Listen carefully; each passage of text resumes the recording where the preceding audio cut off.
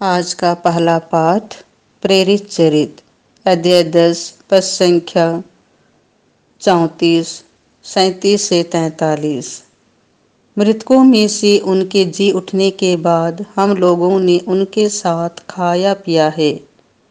पेतरुस ने सतपति और उसके परिवार से कहा, नाजरत की यीशु के विषय में यहूदिया भर में क्या क्या हुआ है, उसे आप लोग जानते ही हैं। यह सब गलीलिया में प्रारंभ हुआ, उस बपतिस्मा के बाद जिसका प्रचार यूहन्ना ने किया था। ईश्वर ने यीशु को पवित्र आत्मा तथा सामर्थ्य से विभूषित किया और वह चारों ओर घूम घूम कर भलाई करते रहे और शैतान के वश में आए हुए लोगों को चंगा करते रहे, क्योंकि ईश्वर उनके साथ था। जो कुछ उन्होंने यहूदियों के विदेश और यरूशलेम में किया है, उसके साक्षी हम हैं। उन्हीं को लोगों ने क्रूस पर चढ़ाकर मार डाला है, परंतु ईश्वर ने उन्हें तीसरे दिन जिलाया और प्रकट होने दिया, सारी जनता के सामने नहीं, बल्कि उन साक्षियों के सामने जिन्हें ईश्वर ने पहले ही से चुन लिया था। वे साक्षी हम हैं। मृतकों में से उनके जी उठने के बाद हम लोगों ने उनके साथ खाया पिया है और उन्होंने हमें आदेश दिया है कि हम जनता को उपदेश देकर घोषित करें कि ईश्वर ने उन्हें जीवितों और मृतकों का न्यायकर्ता नियुक्त किया है। उन्हीं के विषय में सब नबी घोषित करते हैं कि जो कोई उनमें विश्वास करेगा, उसे उनके नाम द्वारा पापों की क्षमा मिलेगी। यह प्रभु की वाणी है। आज का दूसरा पाठ कलोसियों के नाम संत पौलुस का पत्र अध्याय 3 पद संख्या 1 से 4। आप लोग ऊपर की चीजें खोजते रहें, जहाँ मसीह विराजमान हैं। भाइयों, आप लोग मसीह के साथ ही जी उठे हैं, जो ईश्वर के दाहिने विराजमान हैं।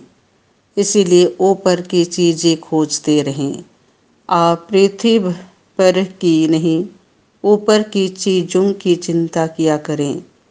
आप तो मर चुके हैं, आपका जीवन मसीह के साथ ईश्वर में छिपा हुआ है। मसीह ही आपका जीवन है।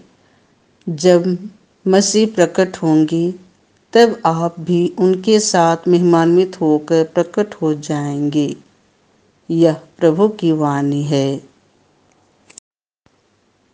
संत यूहन्ना के अनुसार पवित्र सुसमाचार अध्याय 20 पद संख्या 1 से 9। उनका जी उठना अनिवार्य था। मरियम मगदलेना सप्ताह के प्रथम दिन तड़के वो अंधेरे ही कब्र के पास पहुंची। उसने देखा कि कब्र पर से पत्थर हटा दिया गया है। उसने सिमोन पेतरुस तथा उस दूसरी शिष्या के पास, जिसे यीशु प्यार करते थे, दौड़ती हुई आकर कहा, वे प्रभु को कब्र में से उठा ले गए और हमें पता नहीं कि उन्होंने उनको कहाँ रखा है। पेतरुस और दूसरा शिष्य कब्र की ओर चल पड़े। वे दोनों साथ साथ दौड़े। दूसरा शिष्य पेतरुस को पिछले कर पहले कब्र पर पहुंचा। उसने झुककर यह देखा कि छालटी की पाटियां पड़ी हुई हैं, किंतु वह भीतर नहीं गया। सिमोन पेतरुस उसके पीछे पीछे चलकर आया और कब्र के अंदर गया।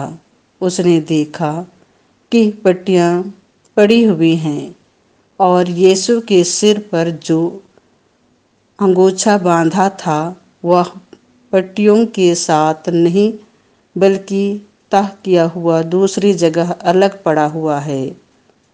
तब वह दूसरा शिष्य भी, जो कब्र के पास पहले आया था, भीतर गया। उसने देखा और विश्वास किया क्योंकि वे अब तक धर्म ग्रंथ का वह लेख नहीं समझ पाए थे जिसके अनुसार उनका जी उठना अनिवार्य था। यह प्रभु का सुसमाचार है।